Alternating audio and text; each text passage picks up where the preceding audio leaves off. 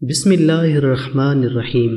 حضرت ابو ایوب رضی اللہ تعالی عنہ فرماتے ہیں، حضور اکرم صلی اللہ علیہ وسلم جب مدینہ منورہ تشریف لائے تو حضور اکرم صلی اللہ علیہ وسلم نے میرے ہاں قیام فرمایا۔ حضور صلی اللہ علیہ وسلم نیچے ٹھہرے تھے اور میں بما اہل و عیال اوپر کی منزل میں۔ جب رات ہو گئی تو مجھے خیال آیا کہ میں اس کمرے کی چھت پر ہوں جس میں نیچے حضور صلی اللہ علیہ وسلم کا قیام ہے، اور میں حضور صلی اللہ علیہ وسلم کے اور وحی کے درمیان حائل ہو رہا ہوں۔ اس لیے ساری رات مجھے نیند نہ آئی کہ کہیں ایسا نہ ہو کہ سونے کی حالت میں اوپر ہم کچھ ہلیں جلیں اور اس سے غبار حضور صلی اللہ علیہ وسلم پر گرے، جس سے حضور صلی اللہ علیہ وسلم کو تکلیف ہو۔ صبح کو میں نے حضور صلی اللہ علیہ وسلم کی خدمت میں حاضر ہو کر عرض کیا، یا رسول اللہ، آج ساری رات نہ مجھے نیند آئی اور نہ میری بیوی ام ایوب کو۔ حضور صلی اللہ علیہ وسلم نے فرمایا، اے ابو ایوب، کیوں؟ میں نے عرض کیا، مجھے یہ خیال آ گیا کہ میں اس کمرے کی چھت پر ہوں جس میں آپ مجھ سے نیچے ہیں، میں کچھ ہلوں گا تو اس سے غبار آپ پر گرے گا جس سے آپ کو تکلیف ہوگی، اور دوسری بات یہ ہے کہ میں آپ کے اور وحی کے درمیان حائل ہو رہا ہوں۔ حضور صلی اللہ علیہ وسلم نے فرمایا، اے ابو ایوب، ایسا نہ کرو، کیا میں تمہیں ایسے کلمات نہ سکھا دوں کہ جب تم انہیں صبح و شام 10 مرتبہ کہو گے تو تمہیں 10 نیکیاں ملیں گی اور تمہارے 10 گناہ مٹا دیے جائیں گے، اور ان کی وجہ سے تمہارے 10 درجے بلند کر دیے جائیں گے، اور قیامت کے دن تمہیں 10 غلام آزاد کرنے کا ثواب ملے گا۔ اور وہ کلمات یہ ہیں، لا الہ الا اللہ لہ الملک ولہ الحمد لا شریک لہ۔ حضرت ابو ایوب رضی اللہ عنہ فرماتے ہیں، جب حضور اکرم صلی اللہ علیہ وسلم میرے مہمان بنے تو میں نے عرض کیا، میرے ماں باپ آپ پر قربان ہوں، مجھے یہ اچھا نہیں معلوم ہوتا کہ میں اوپر ہوں اور آپ نیچے۔ حضور صلی اللہ علیہ وسلم نے فرمایا، ہمیں سہولت اسی میں ہے کہ ہم نیچے رہیں، کیونکہ ہمارے پاس لوگ آتے رہتے ہیں۔ میں نے ایک رات دیکھا کہ ہمارا گھڑا ٹوٹ گیا اور اس کا پانی فرش پر پھیل گیا۔ میں اور ام ایوب دونوں اپنا کمبل لے کر کھڑے ہو گئے اور اس کمبل سے وہ پانی خشک کرنے لگے۔ ہمیں یہ ڈر تھا کہ ہماری طرف سے کوئی ایسی بات نہ ہو جائے جس سے حضور صلی اللہ علیہ وسلم کو تکلیف ہو، یعنی چھت سے پانی کہیں حضور صلی اللہ علیہ وسلم پر نہ ٹپکنے لگ پڑے۔ اس کمبل کے علاوہ ہمارے پاس کوئی اور لحاف بھی نہ تھا، وہ کمبل گیلا ہو گیا اور ہم نے ساری رات جاگ کر گزاری۔ ہم کھانا تیار کر کے حضور صلی اللہ علیہ وسلم کی خدمت میں بھیج دیا کرتے۔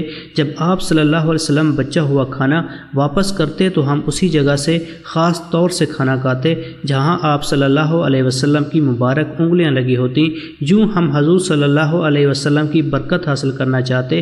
ایک رات آپ نے کھانا واپس کیا، ہم نے اس میں لہسن یا پیاز ڈالا تھا، ہمیں اس میں حضور صلی اللہ علیہ وسلم کی انگلیوں کا کوئی نشان نظر نہ آیا۔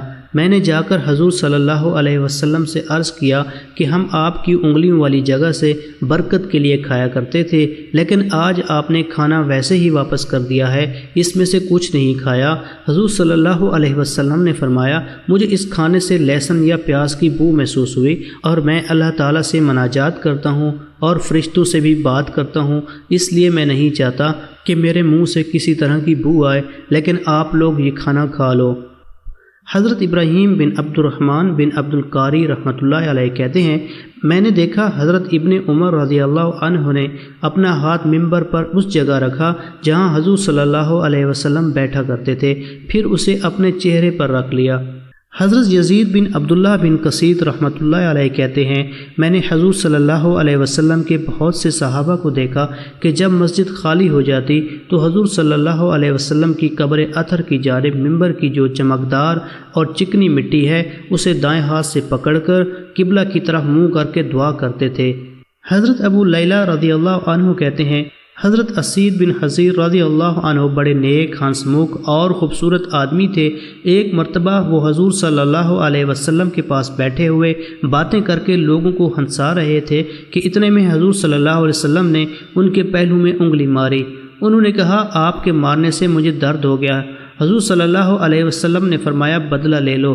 انہوں نے کہا، یا رسول اللہ، آپ نے قمیض پہنی ہوئی ہے اور میرے جسم پر کوئی قمیض نہیں تھی۔ حضور صلی اللہ علیہ وسلم نے اپنی قمیض اوپر اٹھا لی۔ یہ بدلہ لینے کے بجائے حضور صلی اللہ علیہ وسلم کے سینے سے چمٹ گئے اور حضور صلی اللہ علیہ وسلم کے پہلو کو بوسے لینا شروع کر دیے، اور پھر یوں کہا، یا رسول اللہ، میرے ماں باپ آپ پر قربان ہوں، میرا مقصد تو یہ تھا، بدلہ لینے کا تذکرہ تو میں نے ویسے ہی کیا تھا، مقصد آپ کا بوسہ لینا تھا۔ حضرت حبان بن واسع رحمۃ اللہ علیہ اپنی قوم کے چند عمر رسیدہ لوگوں سے روایت کرتے ہیں کہ حضور صلی اللہ علیہ وسلم نے جنگ بدر کے دن اپنے صحابہ کرام کی صفوں کو سیدھا کیا۔ آپ کے ہاتھ میں نوک اور پر کے بغیر ایک تیر تھا جس سے آپ لوگوں کو برابر کر رہے تھے۔ حضرت سواد بن غزیہ رضی اللہ عنہ کے پاس سے گزرے۔ یہ بنو عدی بن نجار قبیلہ کے حلیف تھے اور صف سے باہر نکلے ہوئے تھے۔ حضور صلی اللہ علیہ وسلم نے ان کی پیٹھ میں وہ تیر چبو کر فرمایا، اے سواد، سیدھے کھڑے ہو جاؤ۔ انہوں نے عرض کیا، یا رسول اللہ، آپ کے تیر چبونے سے مجھے درد ہو گیا اور اللہ نے آپ کو حق اور انصاف دے کر بھیجا ہے، لہذا آپ مجھے بدلہ دیں۔ اس پر آپ صلی اللہ علیہ وسلم نے پیٹھ سے کپڑا ہٹا کر فرمایا، لو بدلہ لے لو۔